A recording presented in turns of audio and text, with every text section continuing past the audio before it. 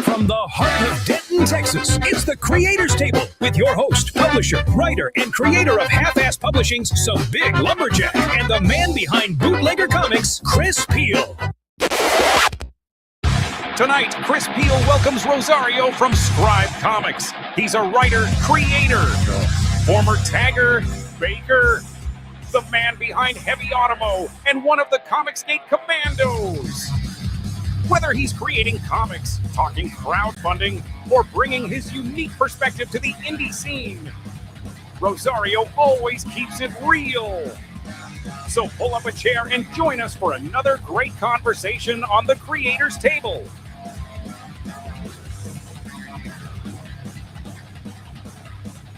Here's your host, Chris Peel.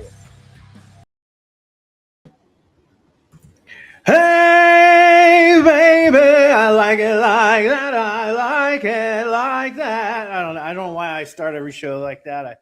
I just like that damn song. All right, well, let's quit screwing around. Let's get him on here. It's Rosario. Yeah, there he is. What's up, man?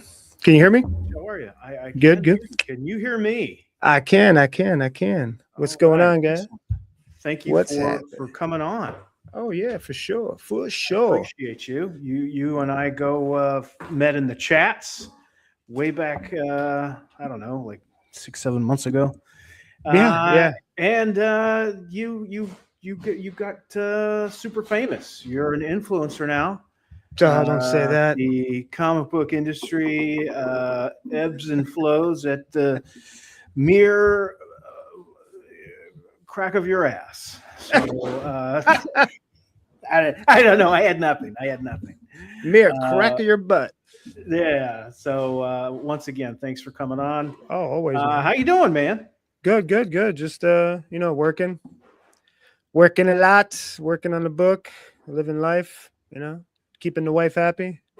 You know how it is. That's important. I don't actually. It's very important. My wife is never very happy with me.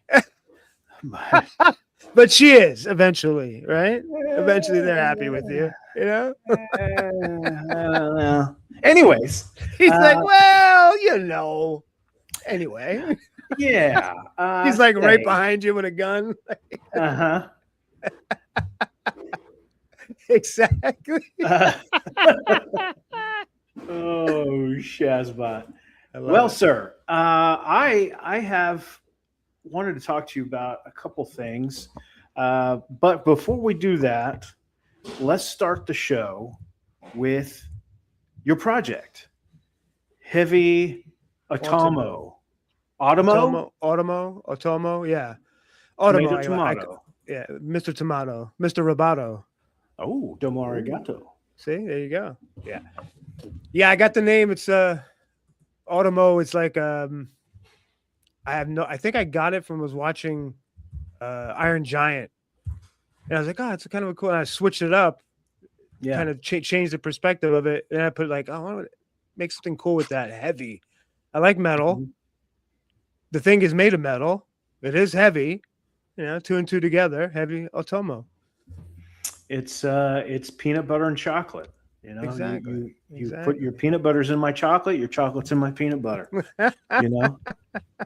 But no, it's a great title. The artwork that has come out of this thing so far has been, absolutely fantastic. I had some of it there in the little opener there, the little intro piece for you there. And I don't know if you have anything you want to share. I am a horrible host, and I'm not. I will. My thing is a little messed up. I tried to share some stuff before, but sometimes it doesn't do it. I will do it now. See if it works. Here we go. This is page 1. Oh yeah. It's one of the pages right here. I'll share that one. Oh, so this is the first opening page. Yeah, I will be discussing this more with Ben on Sunday. We're going to go over like the art process and everything. But yeah, this is page 1. The in media res ensuing battle. Boom. Oh, Frederick, what up? What is up? Yes, indeed. Hail Frederick Guimont. Goumont. Yeah. So yeah, it's opening page. I wanted to make it pretty wild, exciting. Boom. Oh, so that's page one, huh? Page one, baby. That's Page a one. hell of a way to open. That's Yeah. fantastic.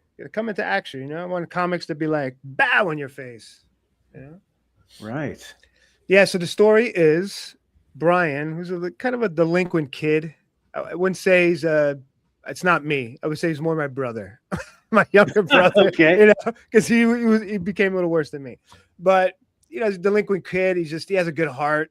His family's normal blue collar family. He makes some mistakes, and he stumbles upon this laboratory. And from then on, he discovers Automo, Dr. Harold, which is basically a stand-in for Doc Ock, kind of, like a mentor kind of flavor. Sure. He's the guy who created Automo, but built it with Agent O'Reilly, who is basically the opposite of Dr. Harold.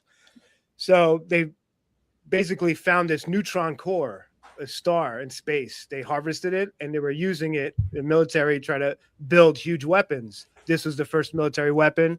Dr. Harold took it away from Agent O'Reilly and the military into this secret laboratory in the city. Brian stumbles upon it, and here you go. Here comes the adventure. Sweet. Yeah. Where did this come from? I had a few. You mentioned Iron Giant there, but yeah. Well, I always had a love for mechs and like super robots with comics, because when I went to Italy like twice when I was a kid, we went there for like a month, and they never play in America. They didn't play that like Force 5, or they did, but in certain channels, like we didn't get it in Jersey. So in Italy, they played a lot of Jap animation, like tons of it, like a lot of 80s stuff, that we grew up with. Yeah. We had Voltron and Robotech, but not Macross. So I saw Macross, the original there. I didn't understand it because it was Italian, but I was like, oh, what is this? What is Get a Robo? What all this stuff? So I started renting it as a kid at like Palmer Video, like the old video stores. Yeah. And I just became infatuated with comics. So that was always a love of like robots and stuff like that. But the story, it's weird how this all began. Was when Comic City first started, I was like, this is great. So I actually meet people, because they wanted to make a comic, but it was really hard to meet an artist. You go to conventions, nobody wants to talk to you. Who the hell are you? Right. Like, who's this guy?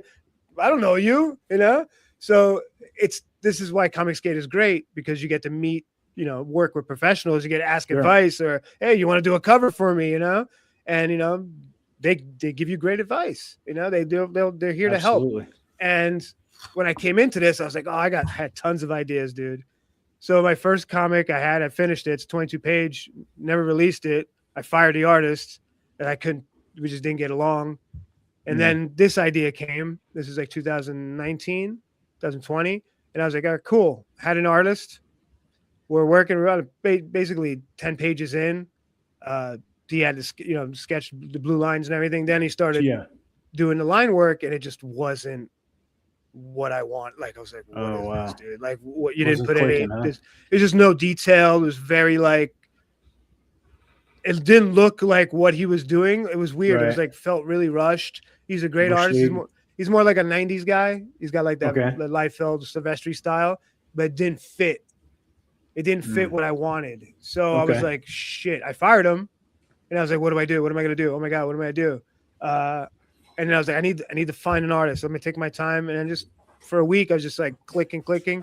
I found this guy, Ben. I was like, dude, what is this? What, can you do this? He's like, yeah. We started talking like the first week. We talked like every night for like 2 hours about robots. Wow. So we clicked. Nice. That's the thing too, is finding somebody that you click with, Oh yeah. Absolutely. Dude, we were like kind of like best buddies now, like we will talk when we talk about the comic. So, but he gets it. He gets what I'm getting. He loves what I'm doing, and he's enamored by it. So that's awesome, man. Yeah, man, it's great, man. So, one thing I find interesting about you is you're just a creative person. You're not like, you didn't get enamored with comics and just say like, I'm going to be a comic book writer or even artist or what have you. You're a musician. Was no more. It's like the Marine Corps, man. Once a Marine, always a Marine. That's true. You've always got it in you. That's true. So musician, graffiti, tagging, whatever you want to call it. Yeah. I mean, it's a really wide spectrum of creativity there. And what kind of sparked all that? Music, I always had it it was always in my heart. Like my dad and my uncle got me into like new wave and like rock, juice, all that stuff. Like my dad was like a big music kid. He was a stoner, when he came to Italy, to America, he was like, a rocker, he had like loved Led Zeppelin, Beatles. So I grew up with all that, like I grew up with all the classics as a kid. Like I was playing like Pink Floyd The Wall on my Fisher Price record player and like scratching it because I saw the TV awesome. So I'm like, oh, what is this? So I loved all kinds of music. I was into everything, but I just started. I guess it was like my friend gave me a Misfits tape. I was like in 8th grade. I was like, what is this? It's like, I like this. This is like, it's nasty. And then I got into like heavier stuff and more punk and more like hardcore. And then from then on, it was over. So yeah, I did that for a living. I moved to LA, professional musician, toured and everything. And did that. And I stopped that, became a chef, still kind of doing that, more doing it myself. But tagging was always like kind of like my delinquent thing. It's like I saw it as a kid, like going to New York with my dad. Like, what is that in the subway? I like that. I want to do that. Because I always liked with comics. I always liked, the logos and everything. I liked cereal box, the stuff in the cereal box, like tricks. Oh, I like how the colors are that. So that's how I learned. And I had a kid in high school who was older. Well, I was in 8th grade. He was in, I think he was like junior, whatever. He's like, yeah, I write, which is like a term for I do graffiti. He's like, come out with us. And I was like a little kid. I'm like, oh. So we went out. I was like, I love this. I was like, this is awesome, So I became addicted to it. I got in trouble a lot. So like really big trouble. And so I stopped when I moved here. I painted for a little bit, but then it's different out here because it's like gang shit out here. They'll kill you. So I was like, I'm all good, dude. It's different. It's different in New York and Jersey, But like over here, it's like, hey, who are you? And like, I'm like, but so I know. I mean, it's a legit art style. I mean, it's in the 70s and the 80s, it was considered more a nuisance. When now it's really looked at as urban art. It changed because it's weird. So in the 70s, when it started, late 70s, early 80s, when it blew up in like 83, the trains looked uglier when they tried to clean them. So I don't know if you were in New York, like in the 80s and early 90s, like the trains were all like mud. That was from the acid when they cleaned the paint off. Oh, wow. Worse. Yeah. So people were complaining more. It's gonna defeat. You gotta go on the streets. You gotta tag, and it's art, but it's more of like getting your name up. Like I could get my name up all over New York and all the boroughs. It's more about fame and stuff like that. But yeah, there's rules. You don't do like cop cars. You don't do people's houses. You don't do. When that happens, it's like those are like kids. They don't know the rules. There's like certain rules. So because you do cops in houses, cops are going to find you. They were like, hey, these guys are ruining people's houses. They don't care about the highway really. So yeah, there's like rules, but now it's like super left now.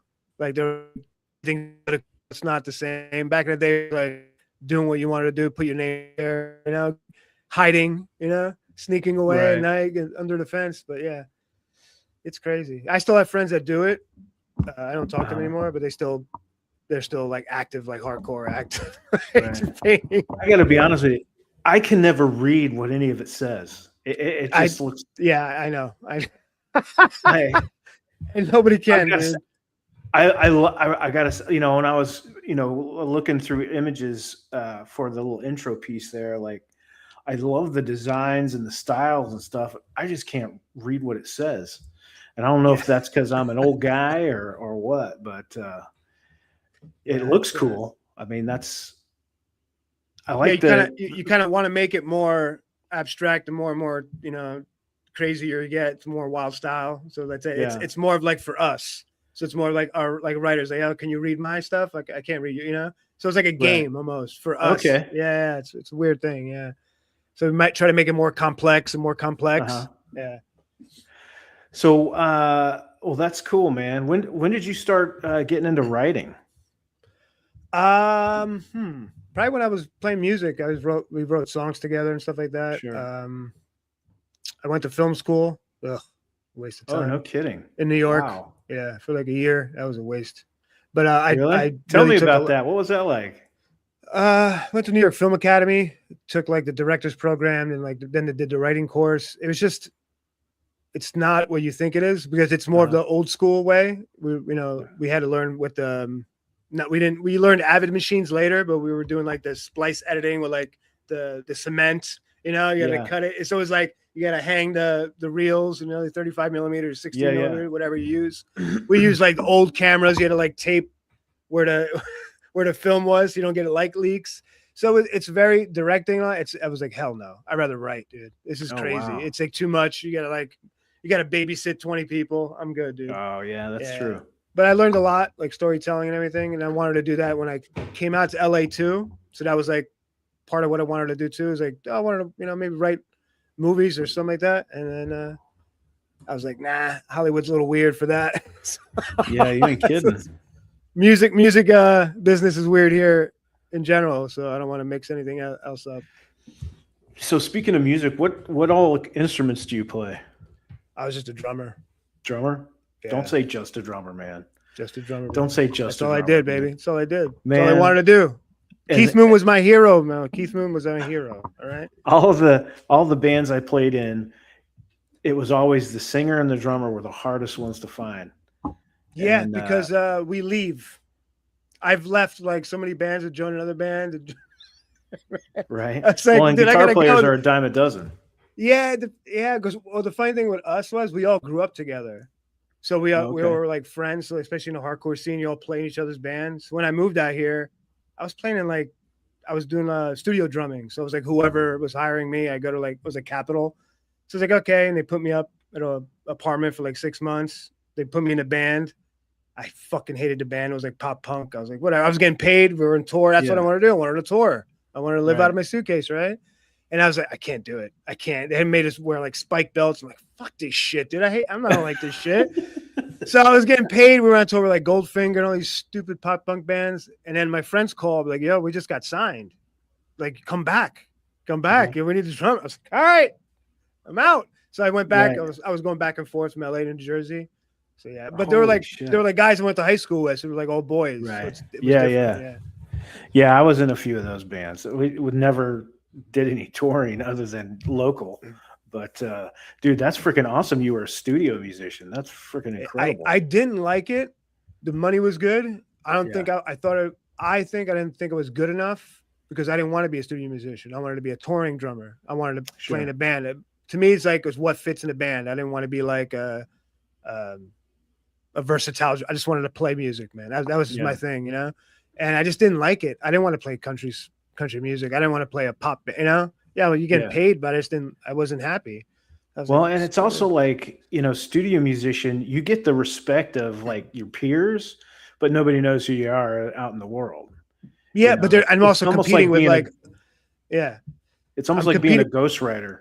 Yeah, and I'm competing with other guys that are coming in that are even younger and better. Right. So it's like, like, screw this, dude. So like, I'd rather be in a band and tour. Just get crazy. That was my dream. So I did it. It was fun. But you get a little older, you're like, I want to settle down. Yeah. Yeah. So they're still that big. Now they're doing like stage managing and stuff like that. Marilyn Manson, stage manager, but he was in a band and toured a lot. He was like, I can't do this anymore. I want to get paid a lot of money and just sit there and babysit. I was like, I get it, man. But you get paid a lot of money. I couldn't handle that. Yeah. I couldn't handle that. So you go from. So where'd you start? What'd you start with? Was music the start? Was tagging your start? How did that? What did that journey look like? It was both. I was doing both. Like when I was in the bands, I was tag. Like we go on tour, I just bomb and tag. So it was like that's what I did. I do graffiti at night and I practice. So I did. And I was like a kid. Dude, when did you sleep? I didn't. Right. Like 18, 19, 20. Never. Oh man, the stamina of youth. Remember that? Remember those days? Vaguely. You're like, yeah, I think I do. Oh shit. Okay. Wow, man, this is really cool, dude. Like, so you came from a musical family, or your dad rather. Like, music was an important part of the family. Oh, you know, it's funny. Like, I love music, just like you, man. I love music. I always been listening to music, even when I was a kid, like 9, 10 years old. I was recording the like top 40, the Casey Kasem's top 40. I was recording my favorite songs, like Dire Straits and Van Halen. I would record all that stuff and then listen back to it. And the funny thing is my mom. So my parents split when I was 4. So I grew up with my mom and my grandma. My mom hated music. She hated it. My mom too. She didn't every car she ever got only had an AM radio. I kid you not. It did not have FM. And because all she listened to was like medical talk shows. Oh God, it was so terrible. But it's funny that way, you know. It's I guess it's just something about how you're wired. So I grew up in a house where music was nowhere. You grew up in a house where music, you know, was enjoyed and played by your parents, or at least your dad, right? My dad smoking the doobies, listening to Dire, like Bob Dylan and whatever. Yeah, it's funny, dude. That's interesting. You know, I find the creative mind to be very interesting, and there's no real. I don't know. I'm not finding, you know, like any kind of tried and true like model of boom. Okay, you have this and this trait. Boom, you're a creative person.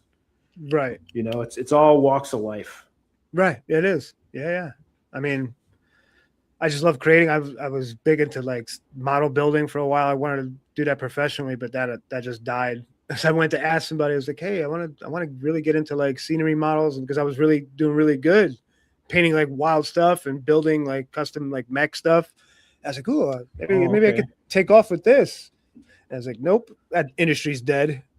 Oh, really? Even now? Oh yeah, that's all CGI now. Yeah.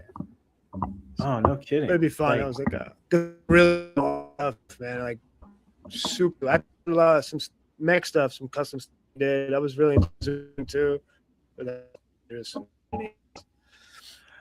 Yeah, so I love all that. Are you meaning like set man. design type stuff, or what? No, what miniatures. Oh, okay. So like the Warhammer and all that kind of stuff. More building, like putting it, like constructing it. So like you're using plastics and epoxies and stuff like that, and sculpting. Yeah, it's fun. It's cool. It's just time consuming. Yeah, indie comics and hardcore. It's true. Huh? That's true what he said. Indie comics and hardcore overlap. That's true. Really? That is a fact. The comics, wrestling, punk music, it's all kind of related in a way. So it's a rebellious thing, and if you think about it. Comics were rebellious, Yeah. That's interesting, because I never got into the hardcore scene, or like really heavy stuff. The stuff I really listened to was like Cinderella. Oh, hell yeah. Cinderella was great too. AC/DC, kind of more of a driving rock, I guess I would say, instead of like I liked Metallica. I liked old Metallica, when they were Justice more like for All, man. The best album they ever did. Justice. Yes, that was their peak. Absolutely. Great songs on there. Garage Days revisited, even though it's all covers. That was one of my favorites. It's good. That was good too. Yeah. But my mom hated all the music I listened to. My uncle thought my uncle. It's funny. My uncle was kind of my father figure. He was convinced I was worshiping the devil because of the music, and I'm like, you look at it now, like hair metal. What? Right. Like, come on. Remember Motley Crue was doing a pentagram? Remember they were doing that? Yes. Back in the day? It was funny. They were just doing it for shock. They're a fucking bunch of white boys from Sunset. That's it. They ain't tough with makeup. You know? Yeah, and so then they had the leather. They had the leather with the spikes, and then they went to the makeup. And what was that? Theater of Pain was when they really went makeup heavy. Great album. I love Molly. Oh hell yeah! Oh my god, yeah. I really like the really early stuff. It had a much sharper edge to it. Dr. Feelgood's good though. Yeah. Oh yeah, yeah. It's different though. They started going more poppy. It's poppy, but it's good. They had some good stuff. I saw that tour. My uncle took me to that tour. That's when he went upside down. Tommy Lee. Yeah. I was like, oh my god. Or was that Dr. Feelgood or was that Girls? That was Dr. Feelgood tour. Okay. He went doing the drum solo. I was like, I want to be that guy. I was like, that's me. I want to be him. That's awesome. Let's look at some of the chat here. Fabrizio, I think we already read that one. Love the indie comics and hardcore overlap that pops up. I used to think I was the only one. Just you two. That's it. No more. Yeah, I found several people that are in the indie comic scene, but also came from a background of musicianship in the pink hardcore metal scene. Pink is hardcore? I think you make punk. I know. I'm being facetious. Like Sunny Days with Greg. I love that guy. He's always so positive. He's always there supporting everybody. Night Songs, the first Cinderella album, was awesome. Yes, it was. I will say I still think Long Cold Winter is their pentultimate. I love that had more ballads on it. Every song on that is a banger. The next, I can't even remember what the next album was called. I had it. Did you like Wasp? Shelter. I never was a Wasp guy. You know what? And they really leaned into the Satan stuff. No, they were Christian. They were a Christian band. And I was not interested in any of that. Trying to think. My favorite, I love Van Halen's. My Divers Down's great. 84 is one of the best. Van Halen. That's my favorite guitarist is Eddie Van Halen. I mean, because my old guitarist Ray played like him in the style of music that we play. Yeah, so it was like awesome. Yeah, man, Van Halen is one of my favorites, and I kind of realized in my later years. And maybe it's just because maybe my taste has changed, but I love the Hagar years. 5150 is an amazing album. Oh, my God, yes. Okay? The song 5150 is hard. It's come on, man. Come on. And OU812 is a great one also. That's good. It had some like cheesy like ballad stuff I didn't like in it. But 5150 was like pinnacle. I think that's one of the best. Well, it's not one of the best Van Halen, but it's top. People hated it. I was like, "You're crazy, dude." Really? Why can't this be love's great, dude? Summer Nights, man. Intro to Summer Nights. That was one of the songs that made me want to play guitar. I was like, I want to play that, and then of course I discovered Stevie Ray Vaughan, and I'm like, oh, that's my wheelhouse. The only thing about Stevie Ray Vaughan was his songs sucked. He was a great guitar player, but the songs were like, I didn't like this. It's like Bob Dylan to me. I can't stand Bob Dylan, dude. His songs sucked. Well, not sucked, but they were like, he was a great guitar player. Yeah. Good singer. Stevie Ray Vaughan? Hell yeah. He had a great voice. Yeah, he's a good guitar player. Great voice for blues. Yeah, I'm not a blues guy. I definitely became into the blues once I found Stevie Ray Vaughan. You like who I think is the greatest guitar player of all time. He's good. You like Jeff Buckley? Yeah, he's all right. What? Yeah. That's a badass guitar player and singer. Oh yeah. It's a little different. It's more like indie pop type of stuff he was doing. And my dad loves Stevie Ray Vaughan. He's got all his albums. He's a huge fan. There's only two celebrity deaths that ever broke my heart, and one was Stevie Ray Vaughan. I never got to see him live. The other was Chris Farley, because I was convinced I would meet Chris Farley one day. We would become best friends, and we would do a movie together where we played brothers. Chris Farley, I can understand that. Die on me. Mine was Hulk Hogan. That broke my heart. Oh yeah, that broke my heart. That's my childhood. Died. Yeah. Gone. Yeah. Gone, man. Maybe Razor Ramon when he passed too, that kind of sucked. I was like, come on, dude. Yeah. One for the bad guy. Roddy Piper was a hard one for me because I loved the Rowdy one. He was All the classics, all those guys. If it wasn't, hey, if there wasn't a Roddy Piper, there wouldn't be a Hulk Hogan. Nope. Roddy Piper and Snuka, the beef with that old school beef. Yeah, with that coconut over the head. I'm an old school wrestling fan. You can't make them like they used to. I'm picking up on that. Can't make them like they used to, man. I remember when I was a kid, we had, of course, you had the mom and pop video stores everywhere. I rented WrestleMania 1 as soon as it came out on VHS, and I must have watched that thing like the whole time until we had to take it back. I watched it over and over and over again. I love that stuff. I used to go Cyndi Lauper, remember when she came out with Lou Albano and all that with the rubber bands pinned to his face. I used to my uncle, this other uncle, he belonged to this group called Parents Without Partners, and he ran this chapter of it, and so we got to go to all these events they would do, and man, I went to so many live wrestling events, so many WWF wrestling matches. Oh, so awesome. I'd be screaming, Ref, turn around. What are you doing? I hated Nikolai Volkov and the Iron Sheik. Oh. Yeah. They made you hate them. That was like they made you, they drew heat, So that was big time. I love Rick Rude was my favorite. Rick Rude was the best. Oh, yeah. Man. He was funny.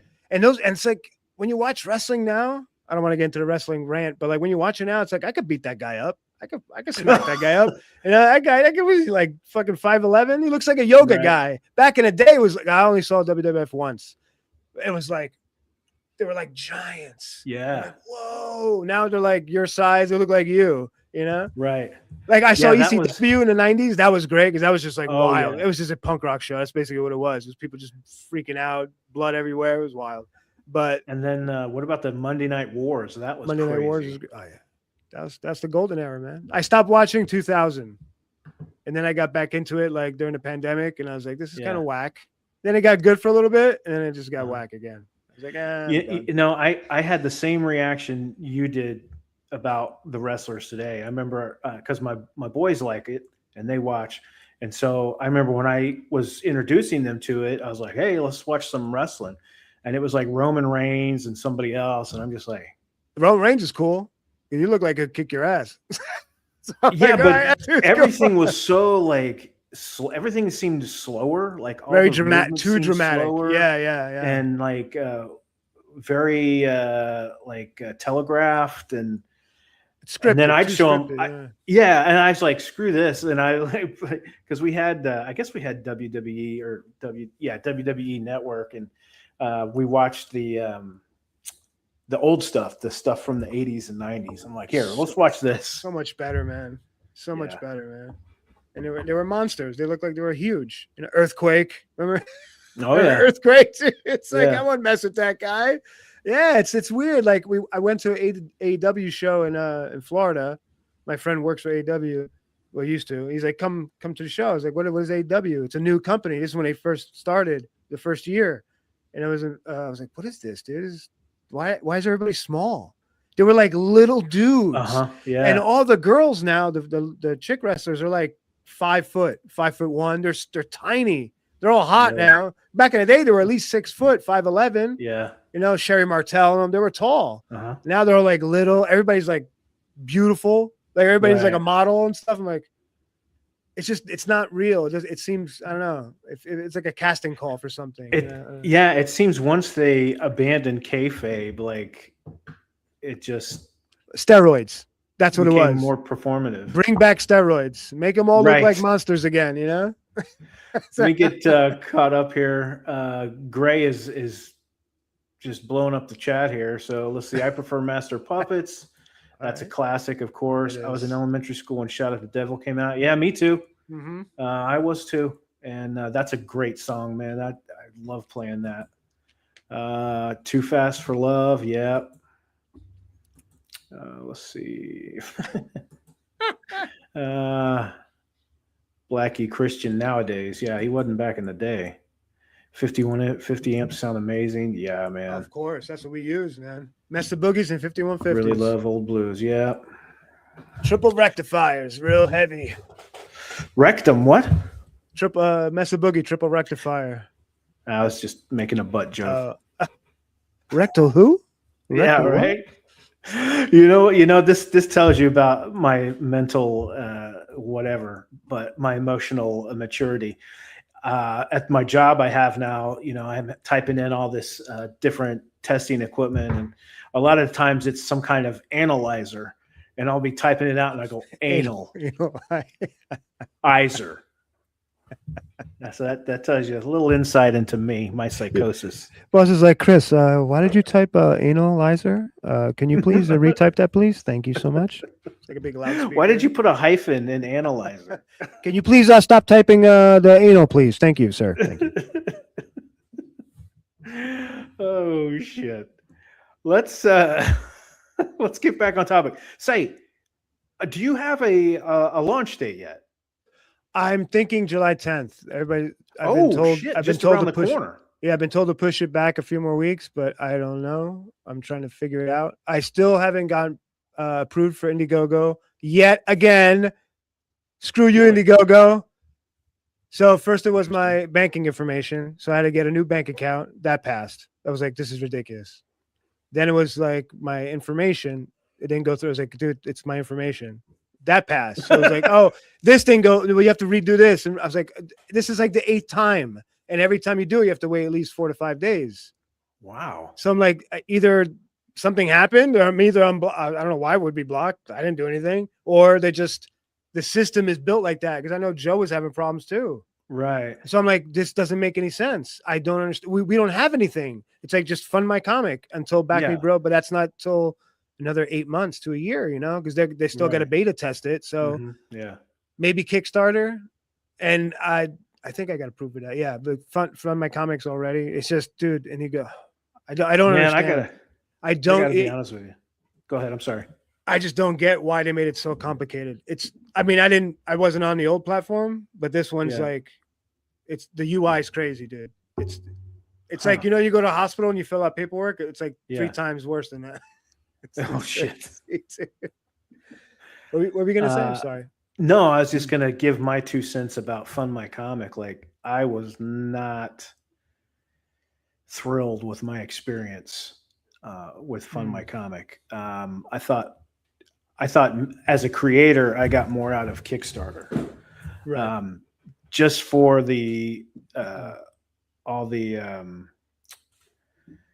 analytics that they provide was valuable, but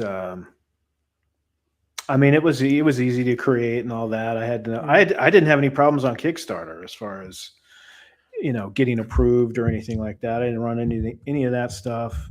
No, it's just, for me, it's just Indiegogo. And that seems to be, because I'll be honest, like I remember hearing about Joe saying about all these problems he's having on Indiegogo, and I just keep thinking to myself, like, what's the common denominator here? Like, I don't understand. It's operator error or something. But. No, I don't. I think they made it more complex for comic people, because if you think about it, video games make the money there, and board games they make bank.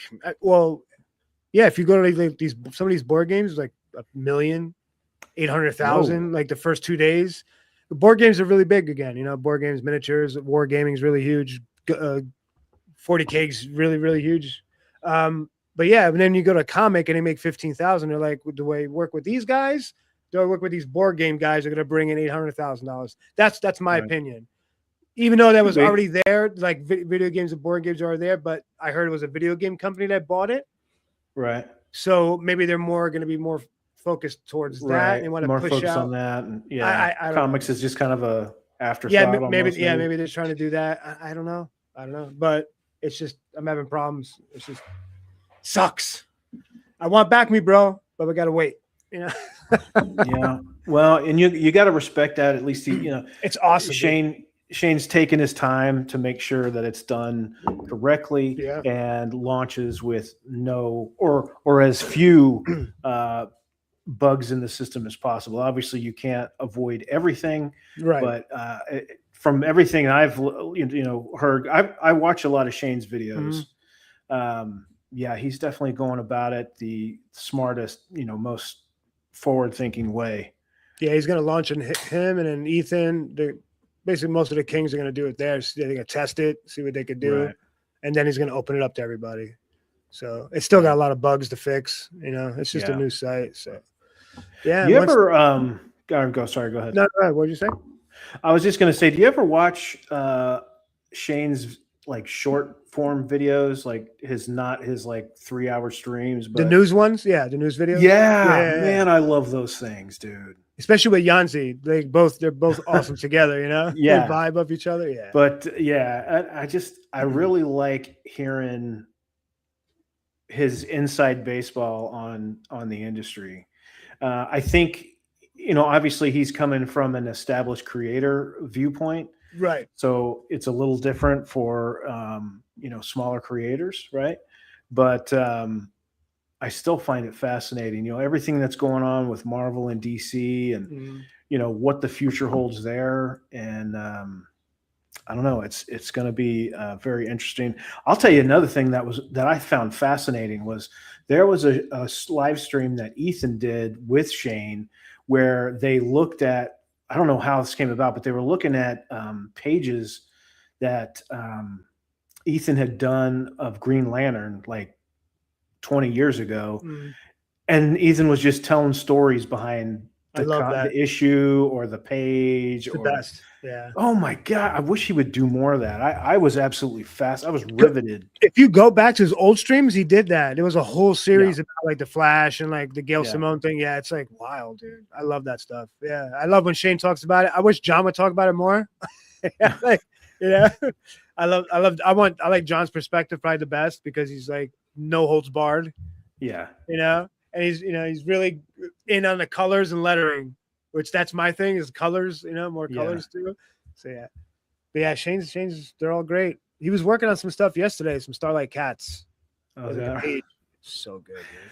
That's the first thing isn't that the first thing he did with Comicsgate was Starlight Cats? Wasn't that his first? Yes, it was. I remember when he first came on and I'm like, who the hell is this guy? And then he's like, and then he brings out this, I'm like, a fucking Space Cat book. It's cool though. What the shit? What the fuck is this? And but yeah, I mean, people dig it, I like his art. Honestly, I haven't backed any of his books. It's just Inglorious Rex is cool, man. I mean, it looks okay, but I mean, again, the art is fantastic, but it's a cool story.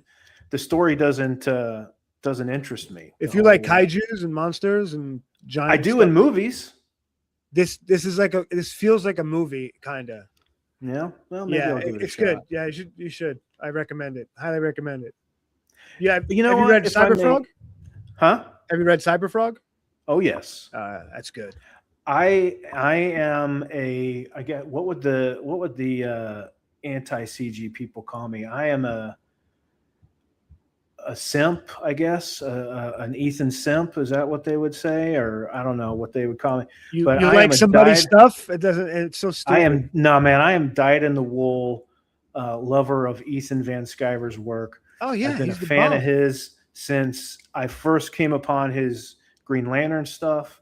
Back when it first came out, met him at a show, and he was so incredibly nice to me and the other guy I was doing the book with back then. And ever since, you have a moment, you feel like you get to know somebody, you hang out with them, you feel like you get to know them, and they're this like superstar in the comic book world, right? And it just kind of reinforces that fandom. And yeah, I've been a fan of his for 20 years. So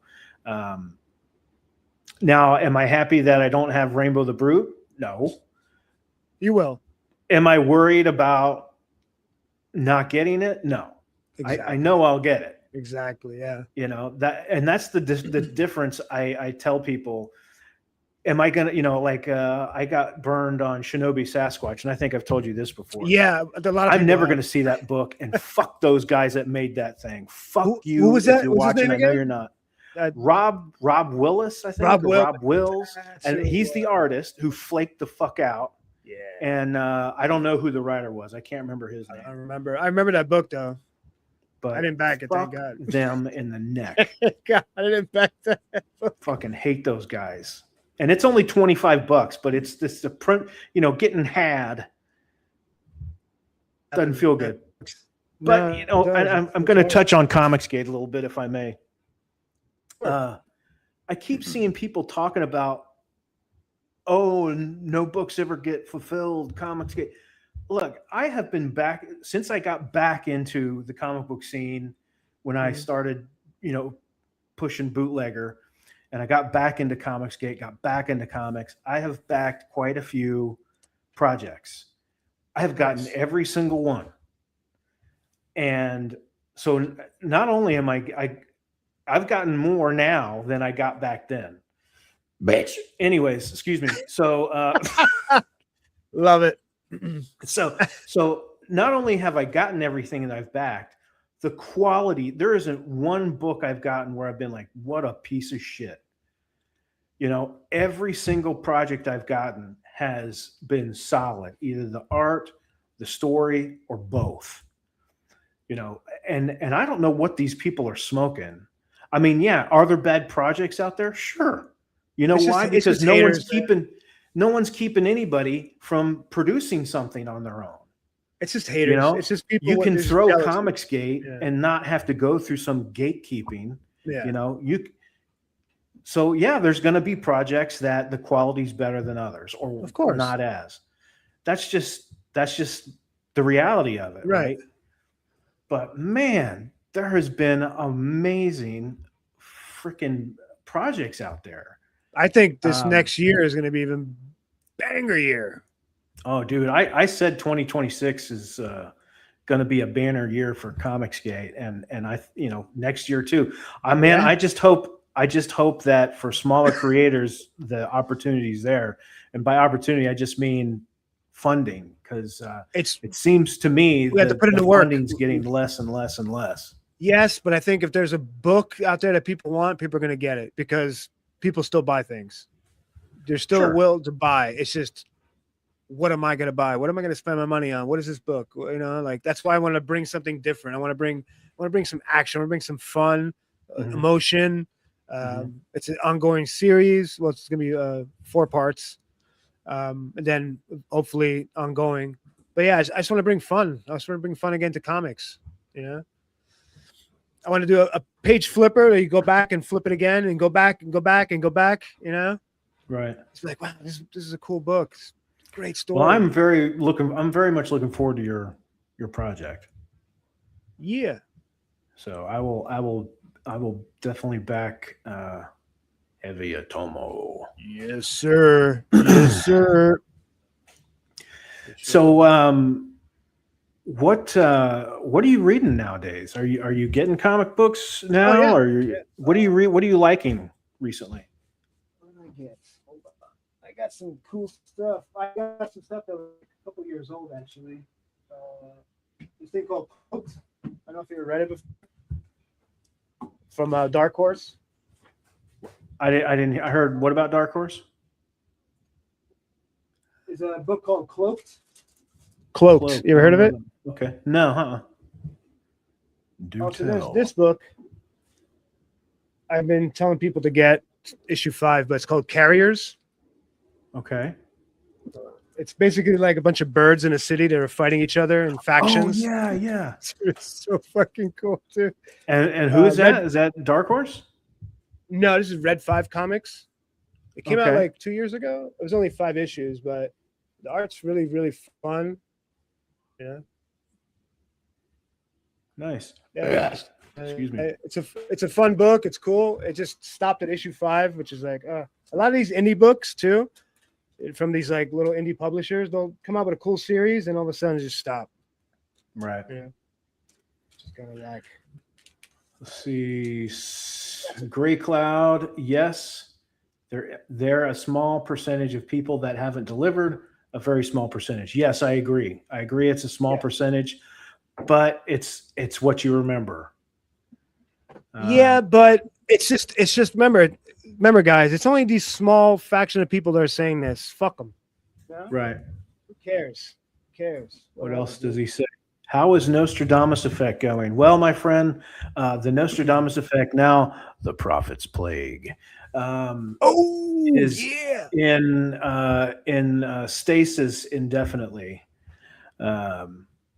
So I don't know that it's ever going to see the light of day. So you're not gonna do it at all? I don't. I mean, I've done my part. I've written the entire story. It's a 12 issues. So the main hurdle is funding, and I just don't have it. I don't have.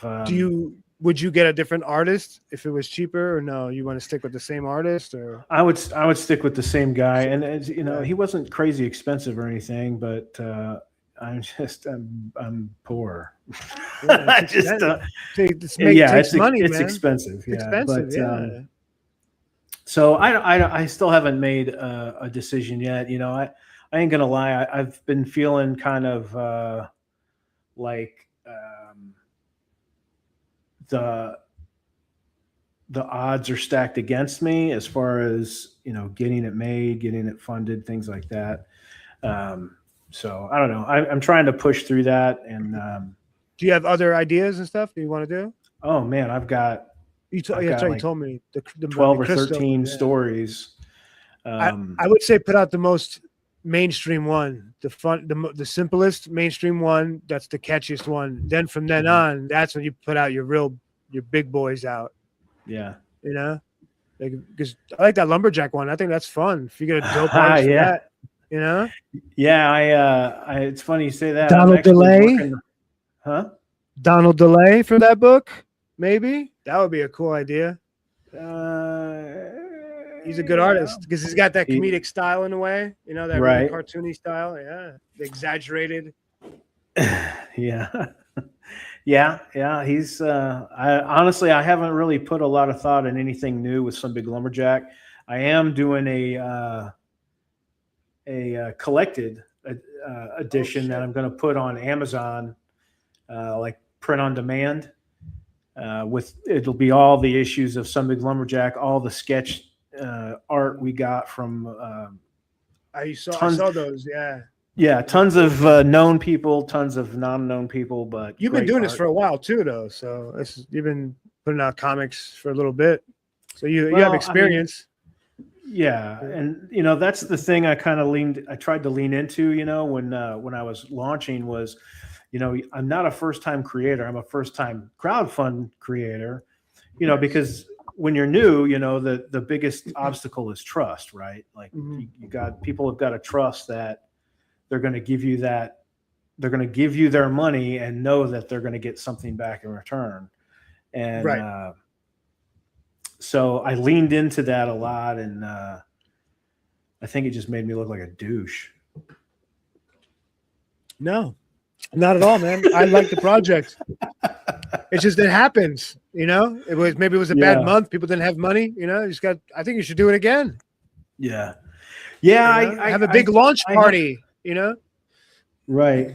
Yeah. So the last kind of idea I had was to, you know, give it 6 to 10 months, build an audience, you know, as much as I can, and then come back. Yeah.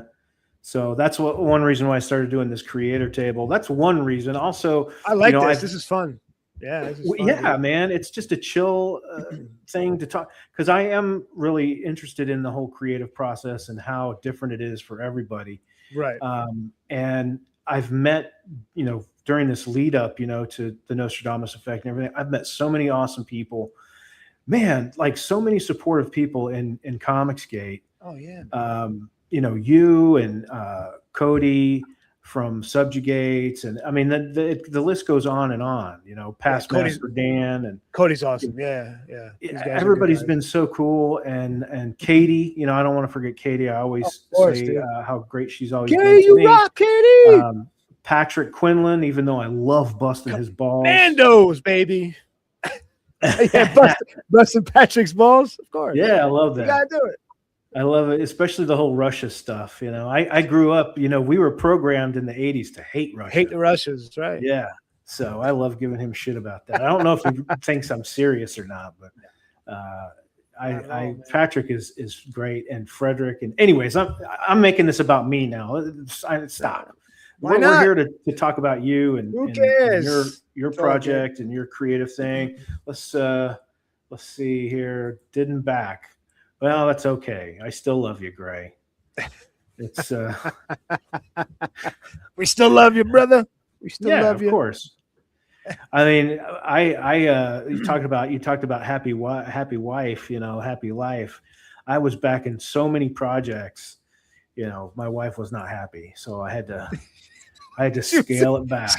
She was like over your shoulder like this. I had to scale it back. What are you doing, Chris? What are you doing? Don't hit that buy button, Chris. That bank account. Fucking Kickstarter. Sorry. I like colors and pretty. I like pictures of big boobies. It is what it is. Yeah. It's all right. She'll forget. She'll forgive you. I don't want to make it. I love my wife. She's right there with a shotgun. Yeah. So, sorry, Mrs. Yeah, you gotta keep him happy, man. You gotta keep him happy. Going out to dinner later. Gotta keep her happy. Yeah, it's.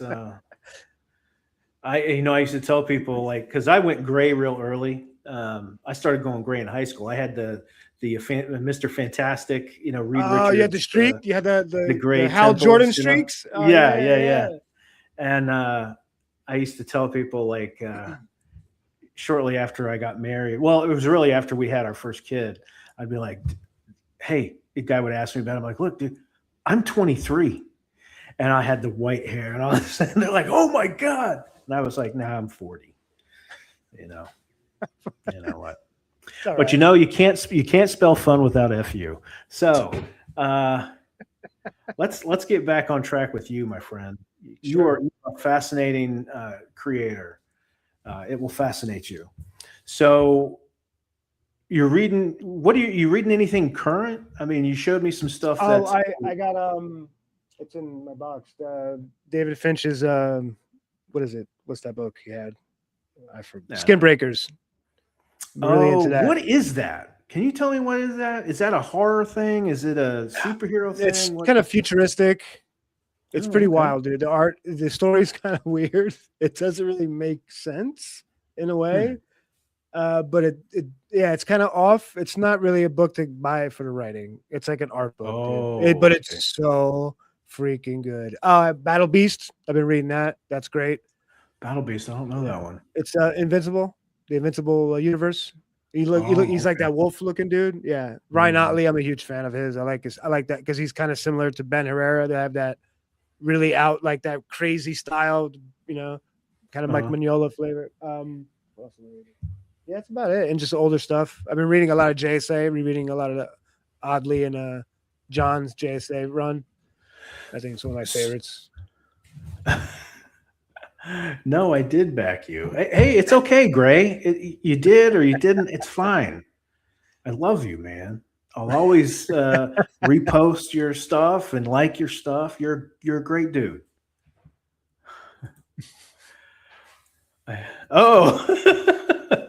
Okay, I do too. Hey, I do too. I hate them all. All the ones who didn't back.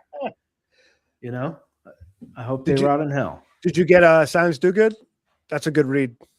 No. I recommend that. Yeah, it's fun, dude. To me. It's fun. It's fun.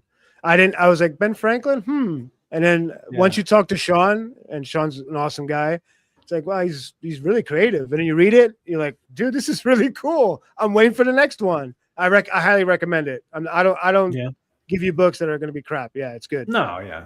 Art's fun. It's like, it's kind of cartoony-ish, but it's good. It's really good. Highly recommend. I do remember you sent a screenshot, Gray. I do remember that. I just like joking. I like jokes. He likes the jokes. He likes the jokes. I tell you what I'm enjoying, if I may go on my stuff. So please. One thing I've enjoyed here recently is Thundar the Barbarian. I didn't get that. I haven't read that yet. I got number one just out of nostalgia because I loved that cartoon. When I Wait, was is a kid. it the re-release? Is it the new series, right? It's new. Yeah, there's What? only 4 just came out. Okay, I gotta get it. It's really good. You recommend it? I mean, yeah, I have thoroughly enjoyed it. I the love first issue. the cartoon. I mean, Yeah, that's the whole reason I bought the first one because I love the cartoon. I'm like, let me pick it up. It'll probably suck, but who knows? And no, man, it was solid. And it's a little darker. It's a little bit darker without all right. being like absolute Batman or Dark Knight dark. But dude, it's for being a Thunder Barbarian, like it's really good. So How's the I art? kept at it. The Art good? is good. Art's good. Yeah, art's good. I'm gonna the only pick it thing up. I don't like is they're offering like 15 variant covers. Like I hate all that shit. But I mean, yeah, I'll just grab the original coolest one. I'm gonna grab it because I love Thundar. yeah, it's solid, man. It really is. All right, I'll grab it. I'm loving anything Bad Idea puts out. The Hab is fantastic. I haven't read that. It's good. Save Now is such a. I heard that's good. Yeah, it's such a great take on time travel. Oh, that's good. Oh yeah, man. Recommend? Yeah. Oh, big time. Yeah, without a doubt. I'm gonna write this down. I just picked up a book a couple weeks ago. It was a number one. I think it's Image, called Lady Mechanica. And it's I heard that. Yeah, is it good? it's like steampunk, and I love steampunk stuff. I don't like steampunk. Well, then you won't like this. I won't like it. Yeah. Okay. Pass. Pass. Next book. I'm gonna pick up that Thundar because I'm gonna go to the shop tomorrow. Actually, Thundar. It's up to issue 4. Yeah, 4 came out a week or so ago. I'll pick up some new stuff too. But I actually made a pull list for the very first time because I kept missing all of these issues. I guess because my LCS wasn't ordering enough. Right. So Galactic is another one by Distillery. Have you heard of that? Heard of that. I've heard of the name. I never read it. Galactic is phenomenal. It's a great story, but again, it's very European though. The size of the comic is big. I like that. I like Mobius and stuff, so I like yes, it's style. very Mobius. What is it called? Galactica? Galactic is the name of the title. It's by Distillery. I never heard of that. Nectar is phenomenal. Nectar. It's a horror book. It's by Comics. The thing on the door. I got so many here, and I looked at my pull list, and I've got like 20 titles on here, and there's only one that is from the big 2, and it is Aliens. It's an alien story out called Killer of Kings. I bought the first one, the first Marvel one. I didn't like that art in it. It was like too realistic. I know they got a different artist now, so I might have to check it out again. And I'm sticking with it because it's been good. The writing's been good, but my oldest likes it. So I'm trying to get him interested in comics. So, but I got a lot of books like that I really like. I like weird stuff though. I like really bizarre stuff. Like one of my favorite books this year, other than Horace H. Hoover by Fabrizio Aiello. I never got it. It looks cool though. That's my favorite read this year so far. Yeah. Yeah. And Oddballs Oddities. It's a one shot, and it was put out by Bad Idea, and it's number 2 as far as favorite reads of mine. It is straight up bizarre. It's like Robert Crumb. Yeah, I know Robert Crumb. It's very Crumb. The art style is. It's not like Lefty though, right? Like no. Oh, okay. But very good stuff. So that's kind of the stuff I'm into. So very pulpy, very pulpy type style, like that. Yes, but it's just it's bizarre. I mean, it's I don't know. I mean, the title it's not just clever. It is odd. Oddballs Oddities. What really sums it up. I did pick up something here. I got a trade of Dust to Dust. Have you heard of that? I heard of it. I never read it though. It's a miniseries that was done. Image put it out, but it's the art's by J.G. Jones, Ooh. and the story is by him and some other guy, and the art is phenomenal. Yeah. And J.G. Jones is good. Yes, and I follow him on Instagram, and he was promoting it on his channel or whatever the hell you call it over there, and I was just like, I got to get this thing, but disappointingly, the story just fell flat for me. Wasn't But good. the art was enough to keep me reading the whole that's thing. what Skin Breaker is. It's the same thing with me. The story's Is kind that of right? It's a little weird. Doesn't really make sense. I don't think he Yeah. drew it. I think he just drew it. But dude, it's like beyond detail. You're like looking at it. I was standing there at one page for like 20 minutes. I'm like, wait, what is this? Like just the skin tone, like just the shading, what he does is crazy, man. I've pick it up if you like the art. Yeah, it's good. I'll check it out. I'm probably gonna. And Rook is good if you like Ghost Machine. Anything Ghost Machine's awesome. I like all that stuff too. Ghost Machine. That's Is Jeff that Johns. Imprint? It's Skybound, but it's its own part of it. So he's putting out his own books. He has like Ghost Machine and all these other. Yeah, it's dope. Geiger. It's good stuff. Oh, I did get Geiger for a while. Yeah, I was reading that for Geiger's a bit. good. Rook is cool. And Rook is cool. I've heard about that. That does sound cool. He's like a mortal or something, or yeah, I reckon. Yeah, because Jeff John's one of my favorite writers. Frank Miller. So if you like that type of style, yeah, that's good. I recommend that, dude. I'm more of short. I like short stories more. Like I like comics to be shorter. Yeah, in a way, like especially like series. That's why manga for me is I can't stand it sometimes because it's like I want an ending. I like an ending. Yeah. So that's why my story is a little shorter. So I want, and then I want to do monthly series wise. Yeah, I'm a Frank Miller style. Get to the, like, give me the story. Yeah. Right. Yeah. No, I get that. I agree with you 100%. Yeah. I think the stuff that just takes forever, that just keeps going on and on and on is one of the problems, and one of the many problems that comics is having right now, or at least American comics. Well, yeah, because now the writer's the star, so they got to be the star, so they got to like be a wordsmith and like, I'm gonna use these crazy words and maybe impress this girl. It's like, no, comics are an art medium. Girl, that's debatable. Yeah, yeah, it's crazy. Yeah, the writer wants to be the star. That's how it is now. Speaking of stars, you, sir, are an official Comicsgate commando. Let's talk about that. Yes. How did that happen? I was just in a chat. Yeah. I think it was less than a year ago.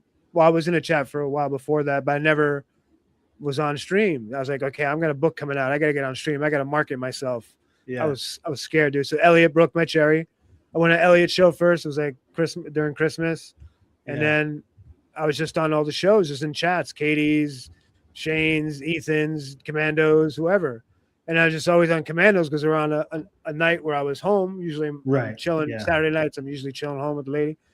So I was like, oh, this is cool. These guys are cool, man. They're funny. I like Carbon's he's more like me because we're from the East Coast, Frederick's funny and everything. So I was just on there. And then Patrick was doing a paint stream one day. I guess he put it out on X. I was like, dude, I paint Warhammer too. Well, for fun. I was like, I'll join you in the stream, and then just became friends. And then from then on, that's cool, man. I met a lot of great people, man, in Comicsgate. I hate saying the word friend because it's an internet, but I have met people that became my friends. I have, and I know when I meet people in person, it solidifies everything. You know what I mean? Right. So, and I'm excited to meet more people.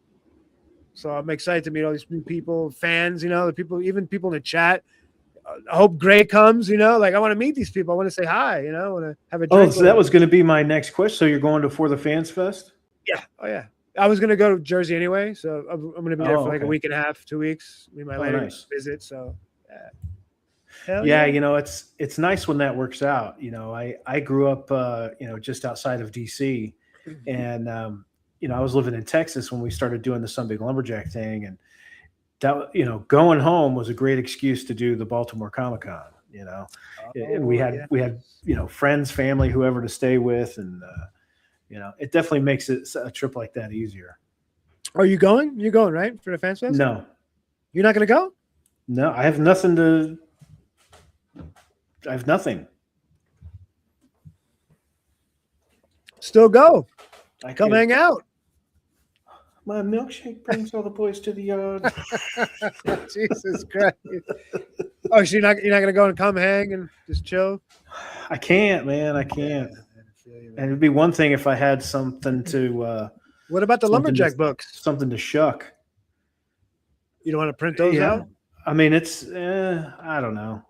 We'll see how that goes. I'm really curious as to how the print quality is going to be through Amazon. Have you ever bought a comic through there? No, I never did. Yeah, I haven't either. I don't know. Why don't you try Maxim? They're pretty inexpensive printer service. Oh, excuse me. Oh, I'm sorry. No worries. Yeah, that's who I was using. That's who I was planning on using for the Nostradamus effect. Now the prophet's curse. I like that. I like it. Oh, who turned me on to the Amazon thing is Mrs. G. You know Mrs. G, right? I think I follow her now. She started following me or something like that. She does the porn comics more, right? Yeah. Erotica, please. Erotica. It's porn. Right. Straight porn. Let's not sugarcoat it. Let's not sugarcoat it. Is she a real person or is it AI? As far as I know. Oh, I don't know about the pictures or anything like that. Yeah, I think it's AI. She's putting some pictures up. I'm like, I've seen one picture that could possibly be real, but because it's the person in the picture is not like in those obviously AI pictures where it's like thighs from Mount Olympus. Yeah, I'm like, this is you're a little too big. I like it. It's nice. And you're friends with her? Because I never seen her around at all.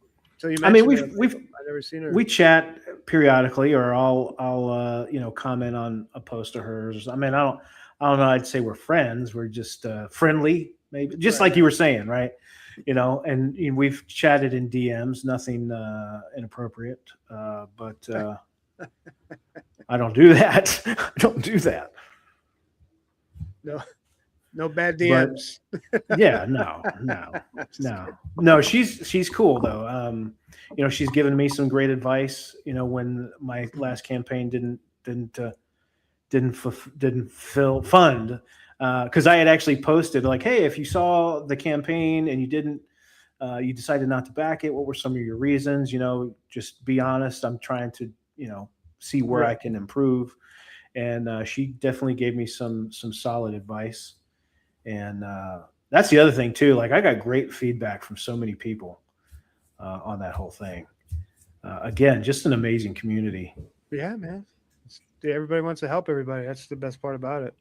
Yeah. We're here to help. How are you doing on time? I don't want to. I got a few more minutes. Yeah. Okay. I just want to be sure. I don't want to. She's getting changed. It take a while to get ready. You know what I mean? Yeah. Oh, yes. I'm kidding. No. I'm kidding. He's not kidding. He's not. You can see I'm not oozing my lips. Yeah, I just got to throw some clothes on. I'm ready. Yeah. Right. Some stuff on. And not even a comb. Like, look, I don't even have to worry about it. Yeah. Well, I'm sorry. No, I'm just kidding. I'm not as sorry as I am. I am so sorry. Look at how this. When I get there one day. Where did my hairline go? I don't know what I will do. I'll go crazy. I'll probably get a wig. I've shaved a couple times, gone totally bald. You went totally bald? I've done it, yeah. My wife doesn't like it. I look a little weird. I got the Roman nose. If I go bald, my nose is too big. Well, you get a beard. You'd look good with a beard, man. No homo. I'm Italian, dude. We don't rock beards. Maybe a little bit. Huh? We don't rock beards. Clean No? shave. Clean. You gotta be clean. What are you talking Nice. about, man? The Romans had beards. Yeah, they're European. I'm American. I'm American Italian. Okay. All right. You got me there. You got me with the legal mumbo jumbo. Are you following any of this soccer business? No. I don't like soccer. I don't either. I want USA to win. Maybe Italy, Oh, of but like course. USA, I want USA to win, But no, my brother is a little into it, and my uncle's a little into that stuff, but not me. Do you mess with stocks or crypto or anything like that? No, but I definitely want to break Frederick's brain into some crypto knowledge. My dad does all that stuff. Yeah. Oh, does he? Yeah. I was in crypto for a while. And Crypto. It's a tough thing to navigate. You got to have a lot of money too to get into it. So not necessarily. No, you can. I think the strategy most normal people do is dollar cost average, right? You invest what you can initially, and then you buy on the dips, right? Right. Like this would probably be a good time to buy Bitcoin if you'd be so inclined. Frankly, I don't think Bitcoin's going to go very, like, the face shredding gains to be gotten from Bitcoin are over. You might get a 5x, maybe a 10x. The big money is made in altcoins and meme coins, but memes are that's like, what do you mean meme coins? What do you mean? What is that? Meme coins like Pepe and Doge Doge isn't really. But how is that worth? The thing I don't understand, how is that worth money? It's not. So what is the big point? Thing with crypto? Like, none of it's worth money. So what's the point of it then? Exactly. I don't know.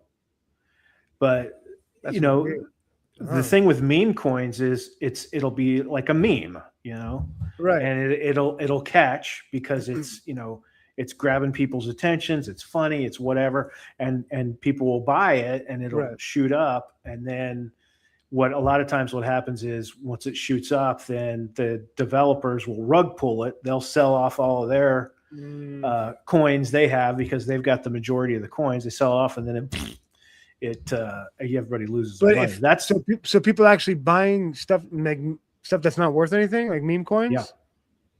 I mean, it's worth what people are willing to pay for it.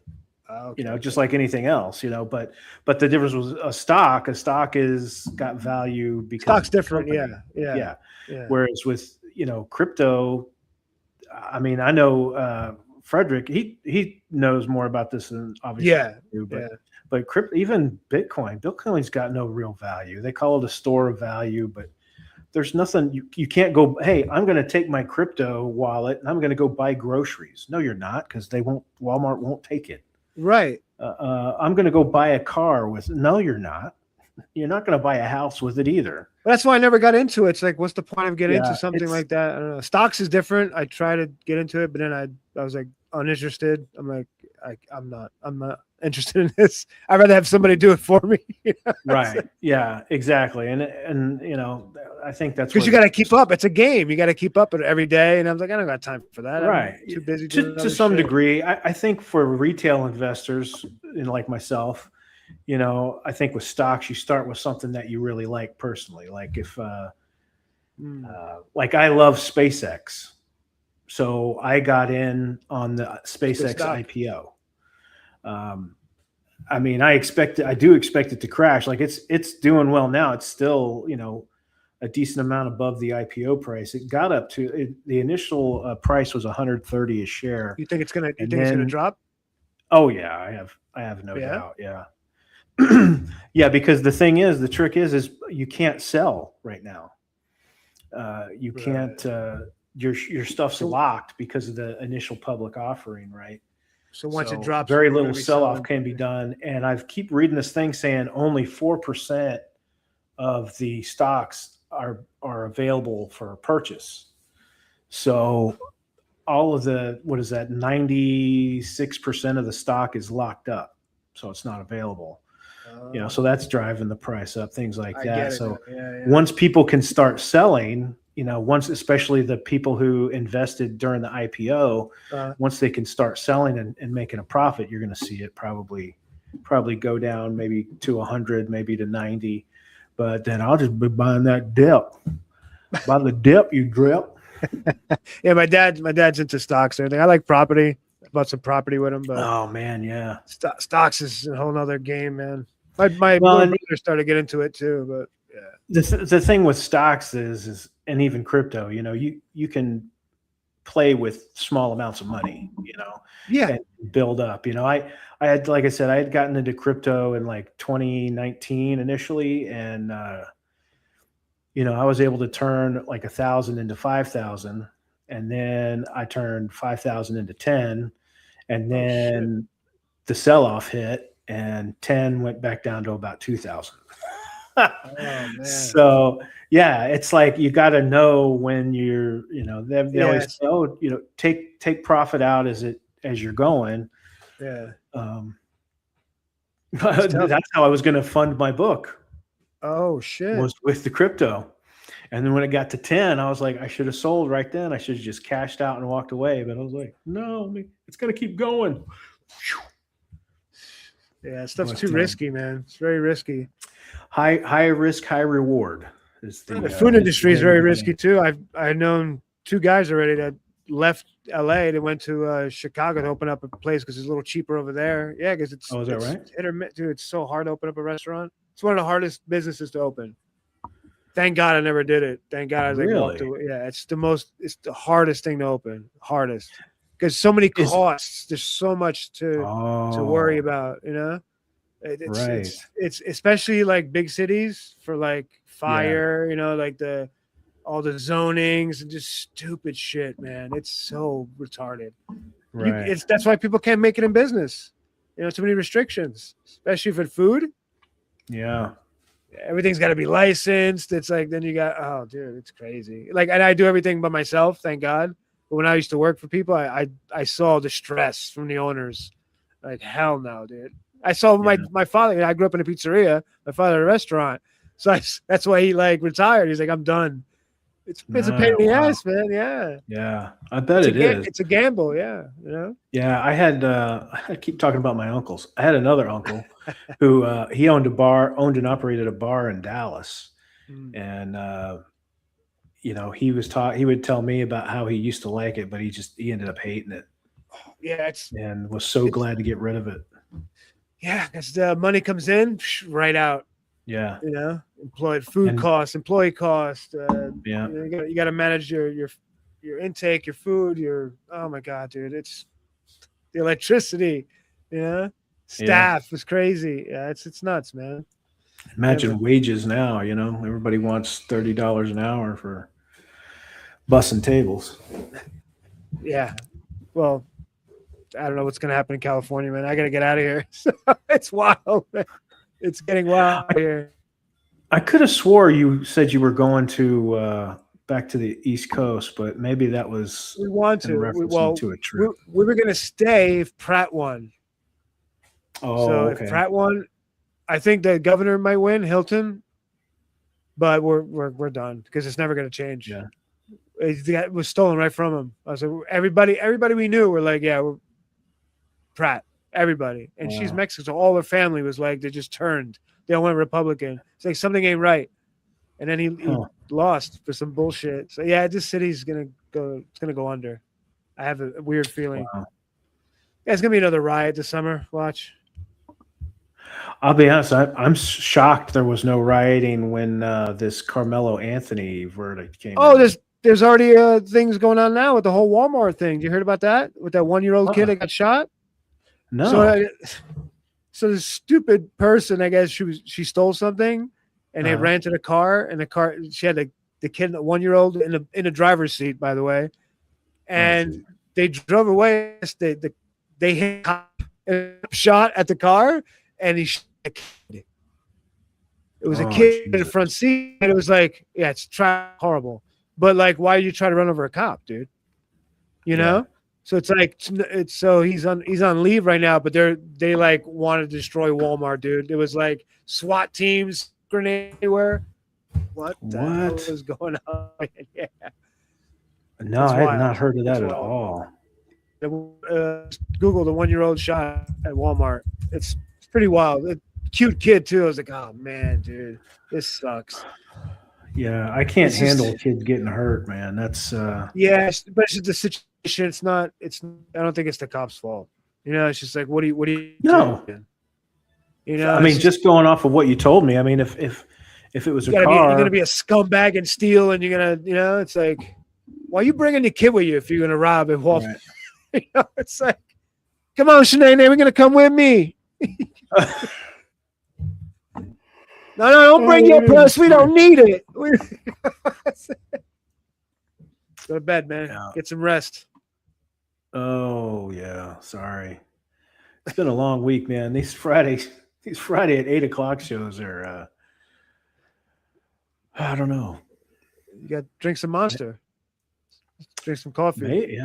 Yeah. What I want to do is drink some gin and ginger ale. That's what I really want to drink.